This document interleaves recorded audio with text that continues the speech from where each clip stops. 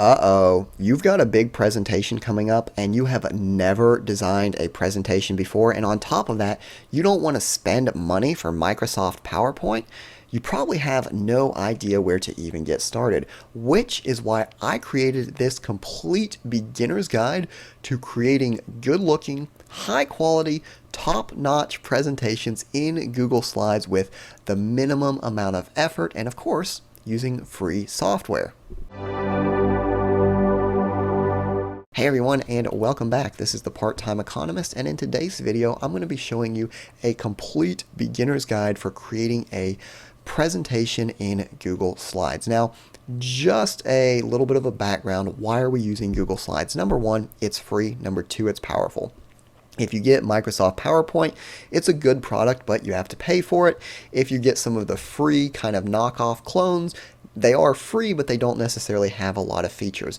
So Google Slides, all you've got to do is have a Google account, Gmail works, and you're going to go to google.com/slides, go to slides, and what you're going to notice right off the bat, why is this so cool? It has a template gallery. So if you're starting with one of these free kind of PowerPoint clones, you're going to notice that you've just got these blank slides. You've got to come up with the formatting, the color scheme. You might, if you're like me, you might not be good at graphic design. With Google Slides, you don't have to worry about any of that. You can choose from their pre-loaded templates, and these are professionally designed to make sure that they look good, that they work good. Not only that, but it gives you hints as far as what information you should be including. So just to give you an example, let's suppose that you are doing a book report. You've never done a book report before. It's one thing to have slides that have a good color scheme, but what I like so much about Google is not only do they give you a color scheme, but they give you hints as to what you should be including in this book report. So obviously a title, just replace that with your title. And again, here, maybe you have no idea a book report. What should be on my second slide? Well, Google says, hey, this is probably the information you should include. Third slide, you want to start off with a summary of the book. What's it about? And just contrast that, where if you're just looking at blank slides, you're having to think, what should be my first slide? What should be my second slide? With Google Slides, I had been doing a course on Google Sheets, so I might use the terms interchangeably. But with Google Slides, it not only gives you a good color scheme, but also kind of guides you along as to what you should be including. There's a lot of different templates for a variety of different situations, but for our example, let's suppose that we are doing some kind of a presentation, right? We're trying to convince our boss of some new idea that we should implement at work. We're going to look through here and we're going to see, well, which of these looks good. Let's go with this one here that says your big idea. All right, what is our big idea? Well, right off the bat, it brings up a color scheme that's tailored to what we're trying to do, right? So it's got this bold orange that contrasts with the white. Now, as we go through this, I'm going to assume that you are a 100% complete beginner that has no idea of working with this software. Obviously, a lot of people are going to be more advanced than this, but this is designed to make sure everyone has a baseline knowledge. So, first thing, we've got this. How do we even edit the text? Well, all we've got to do is click on it. So if we click once, it brings up a box. We can either select it by holding down our left clicker, or we just keep clicking till it selects everything. And we can backspace to get rid of the text, and we start typing. So, my business proposal. And then again, we have here the subtitle. So the main business proposal is, let's say, reducing waste. This here is going to say minimizing breaks. No, not minimizing breaks. Minimizing broken equipment with Six Sigma, or whatever it's going to be. So we can change both of those simply by clicking on them.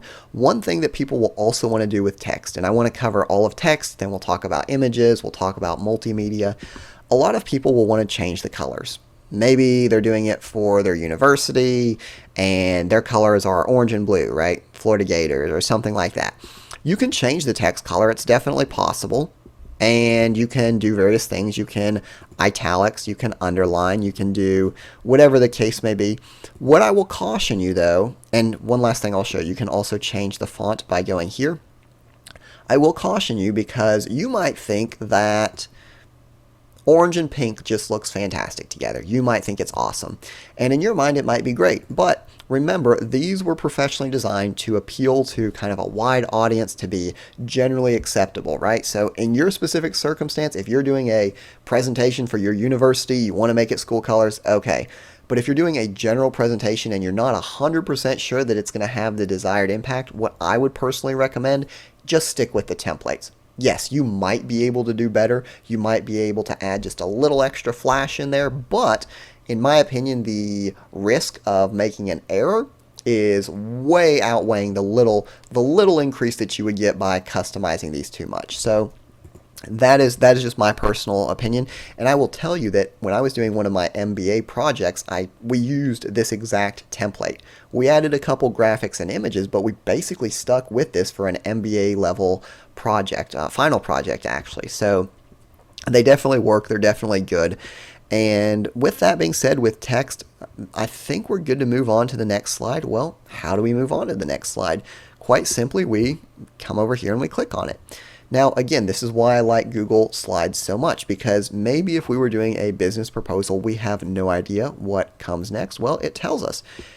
What we should do is we should basically summarize our idea. So my plan is to, and then I fill in the blank, right? So you could do this for anything. Maybe you're trying to do marketing research. For our example, we're going to pretend that we're in a factory. So my plan is to cut costs by minimizing the amount of machines that break. Right? That's my plan. That's how I'm doing it. And again, we would change this as well. So remember, you just double click on it, and we're going to say reducing costs. Now, let's suppose that my plan is reducing costs by preventing these machines from breaking down. We see that Google Slides, they have put in here an image of a book. Now, this is Google Slides telling us, hey, you might want an image here, but of course, this image of a book isn't going to apply to every circumstance. So to delete an image, we just click on it. We can either click the delete key on our keyboard, or we can right click and then delete. Either has the same functionality. But we don't want this blank slide. Let's think, what could we put in there? Well, we're talking about this broken equipment. What we might want to do is we might want to show the boss a picture of one of our machines that broke down last week. So to do that, we would come to Insert, Image. Now, if we have an image from our computer, we can upload it, right? If I took a picture of this machine that was broken. Also, what I can do is search the web. So let's suppose I don't have a picture of our specific machine. Well, I can find some kind of a machine. So here's this machine. I'm going to click on it, and I click on Insert. And what it's going to do, it's going to insert that picture some random place on the slide. Now, this might not be where we want it. All we've got to do to move is to click on it, hold down, and move it. And what you'll notice is Google Slides is throwing up these little red lines. What are these doing? These are really giving us suggested locations as far as to where we could put this, right? So just to show you, let's suppose I'm not really good at graphic design. I could put this right here. It's not going to look good. What Google Slides is doing with these little red lines is it's saying, hey, this is a place where this would look good, right? This, the golden ratio, all of these different things, where should we put it, everything like that. It's helping us put it where it should be. So I am going to go ahead and put it here where it's telling me to. And let's suppose I want to make it bigger or smaller. All I've got to do is click here, and I can adjust the size of that as well. And again, you'll see here, it's giving me kind of that ideal ratio. So if that's what Google Slides is telling me to do, that's what I'm going to do. Now, let's suppose we are talking to our boss and we're saying, hey, we're going to reduce these costs. We're going to prevent these machines from breaking down. But I want to show him this machine that broke down, but I don't want to focus on that because he's going to say, yeah, that machine, it did break down on Monday and we lost $1 million because it was broke, and he's just going to get angry and mad. So we only want to show this image for a short period. We're going to left click first to select the image, and then we're going to right click on that image to animate. So we want to click on animate. What it's going to say is fade in and on click. So think of the first as the effect, the second as the trigger. So we want this to appear on the click, and then that's going to bring it in, but we don't want to stay on too long. So we're going to add a second animation to make it fade out again on click. You can have it start with previous, after previous images. for the vast majority of circumstances, just going with on-click I think is best. So we're going to play this. We're talking to our boss. We're saying, hey, we can reduce costs by not breaking down these machines as much. We quickly show this machine that we had that broke down, and then we click for it to disappear. Pretty cool, right? Now let's suppose we always want to end things on a good note. Again, we're working in some kind of a manufacturing facility. We're showing a machine, but you could also be doing a book report. You want to show the main character at the beginning of the storyline versus the end. You want to show you're doing some exercise program. You want to show someone at the beginning versus the end. What we can actually do is we can add in multiple images. So let's suppose we want to show a machine that is not broken down, one that has been taken care of and that's doing well. We come right back to insert. Again, we go to image. We can upload from a computer. We can search the web, which is what we're going to be doing. And we're still looking for this machine. Let's get this one, because in this image, we've got this person and they're doing maintenance. Everything is how it should be. Now, you'll notice, like I said, Google Slides, sometimes it will just randomly throw this wherever it wants to, but you already know that all you have to do is come up here to these corners and get this little diagonal arrow. So here's a pro tip. If you see this cursor now with the 4 arrows, that is for moving the image. When it goes down to the 2 arrows, that is for rescaling the image. Now, all we've got to do, hold down on our left arrow to move it. One thing that I will tell you is let's suppose we want to keep the size, the aspect ratio of this. Because if we do this, if we just normally adjust this image, we could change the dimensions. What we can do is we can hold down Shift when we're resizing this to make sure that we keep the same dimensions. So we've got this. We're going to move it again where it tells us to put it. And we're going to add in a second set of animations. So the first animation, and again, you can change. If you're doing something very artistic, maybe you go with zoom or spin or something like that. But for us, we're just doing something very basic, right? We're not trying to be flashy. We're just trying to do animations to make it a little bit more interactive. We fly in from the left on click, and then we're going to add a second animation here. And let's just have that. Can we have it fade out again on click? So what you'll see, we're talking to the boss. We say, hey, you're losing all this money because your machines are broken down. But here is this worker that's keeping your machines operational. And that gets the boss thinking, yeah, that's right. When my employees work on maintenance, the machines don't break. So we're showing both perspectives. So far we've shown you how to change the color of text. Do underline, do bold, change a lot of things with the text. We've shown you how to insert images as well as animating those images. What else could we do? Well, we might want to do a couple different things with images still. Let's suppose, and I don't necessarily recommend this, but if you wanted to change the background, let's suppose you were doing something for where you had a logo or where you wanted the background to be something, whatever the case.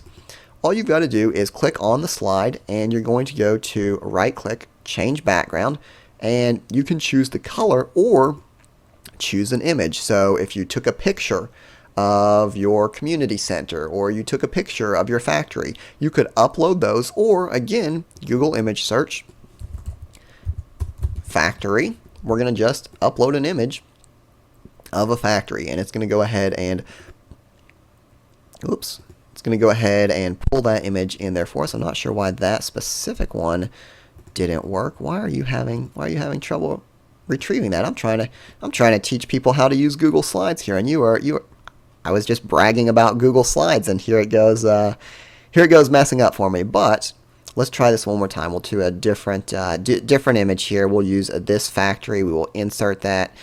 And what you can see, exactly like we talked about, it brings in our factory. Now, like I said, I generally recommend sticking to the layouts that Google Slides gives us, but in this case, you can see it doesn't make sense. So you can obviously drag this, you can move it around so it's not interfering. And again, this might be one instance in which you did want to change the color of your text. One last thing I want to show you about text before we move on. If we have multiple items and we want to make some kind of a list, all we've got to do is select our text, and we're going to go here to a bulleted list. We can go to a numbered list, whatever the case may be, just to implement some kind of a list. But I think we've talked enough about images, at least for a beginner level. The second thing that I want to do is I want to show you how to insert a different type of slide. So let's suppose, and again, I do recommend sticking with what Google Slides tells you, but let's suppose we know 100% we do not like this slide. To get rid of that slide, we can either press delete, or again, we can right click and we can delete it that way. Now, we do want perhaps a new slide. Well, we right click over here in this left column, click on new slide, and what we want to do is we want to change the formatting. So we apply a layout, and let's suppose we do this big number. So we want to make a point. We want to say 98% of defects are caused by whatever the case may be, right? Any type of different slide that we want to enter, all we've got to do is go to right click and apply a layout. So we can add in this big number, we can add a main point, we can kind of do a compare and contrast slide here. Just showing you that there are different slides available. If you find one slide layout that you really like, so let's suppose you really like this one, you can simply right click copy, right click again, and then paste. So we'll have two examples of the same slide. What else can we do with Google Slides? Well, Google Slides makes it easy to animate not just individual images, but the slideshow as a whole. So to do that, all we've got to do is, you can see here it says motion. We're going to go to slide transition, and we'll simply go to dissolve. Click apply to all slides, and now when we preview our presentation, to do that we're going to do Control and F5. What you will see is that they do have more of a gradual transition between slides instead of just one's off, one's on. One other thing that I do want to show you how to do is add in a video. So let's suppose we're doing a project about World War II, and we want to add in a little video of the president speaking during World War II or something like that. We can go to Insert, Video, and we're going to go to YouTube and we type WW2, right? Now, obviously, if we were looking for more specific, we could type Truman, World War II, or we could type Roosevelt speaking during World War II. Whatever the case is, the process is the same. We simply click Insert, and again, it allows us to adjust this, to move it, to resize it wherever we need to go, and then when we click on that, obviously it is going to go ahead and play that for us. And that can just be something to entertain our audience, make it more interactive, whatever the case may be. So we're going to go ahead and delete that to get rid of it. So let's go ahead and pause that. Let's go ahead and get rid of this here because we do not want that. So let's get rid of that. One other thing I do want to show you. Let's suppose we have two images and we want to make one of them the main image. Let's suppose we want to make this the big one and we want to make this a little thumbnail image, or we want to move one on top and one below. All we've got to do is we're going to right click the image that we want to move and we go to order.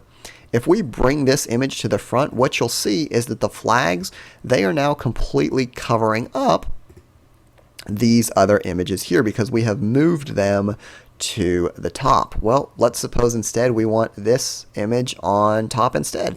Again, we simply right click, we're going to go to order, and then we're going to bring that one to the front. Or alternatively, we can right click on this and send it backwards. So now what you will see is that those flags, they are back in the background, and then this tip icon is obviously going to be on top of them.